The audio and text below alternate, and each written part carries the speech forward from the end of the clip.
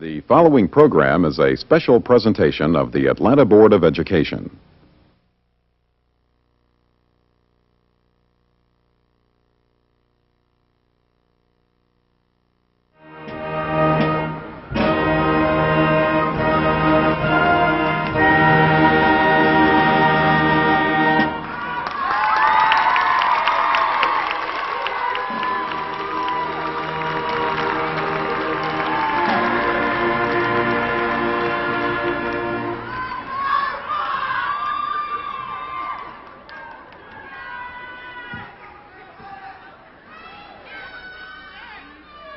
The class of 1992 would like to take this moment to thank the friends, family, and teachers who made it possible for us to reach this milestone.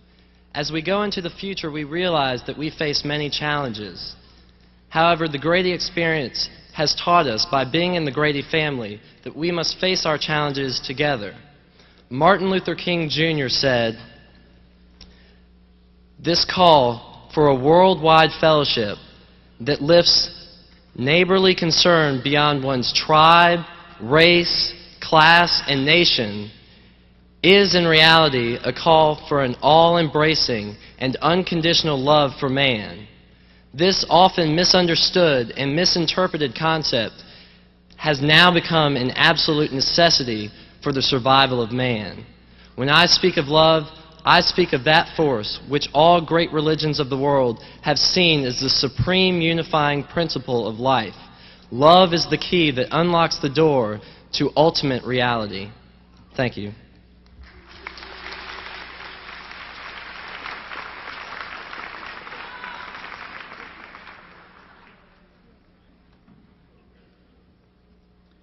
Good evening.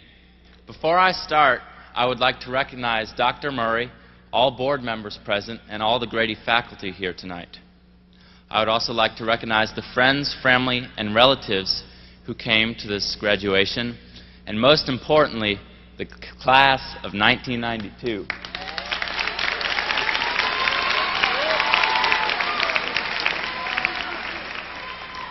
I have been given the opportunity to speak to you tonight, to be the voice of Henry W. Grady High School's graduating seniors. Were there enough time, I would ask that each individual be given this opportunity, for each has experienced what we term life from a different perspective and could undoubtedly reveal to us new facets of understanding. However, we are limited to a strict 1-hour time limit for this most important occasion. Therefore, I will continue. Change is the necessity of progress. To improve society, constant alteration must be undertaken. We repeatedly rethink and reshape the ways in which things are done. Should we be unwilling to make modifications, the development of an advanced society would come screeching to a halt. Social evolution is a requisite of improvement. The need for change is our challenge. Currently, America faces many specific problems that need to be addressed. The economy, the environment, poverty, homelessness. The impending doom these problems promise has to be prevented. The riots recently in Los Angeles and Atlanta effectively demonstrate that the system needs to be altered. The existence of these problems calls for something to be done.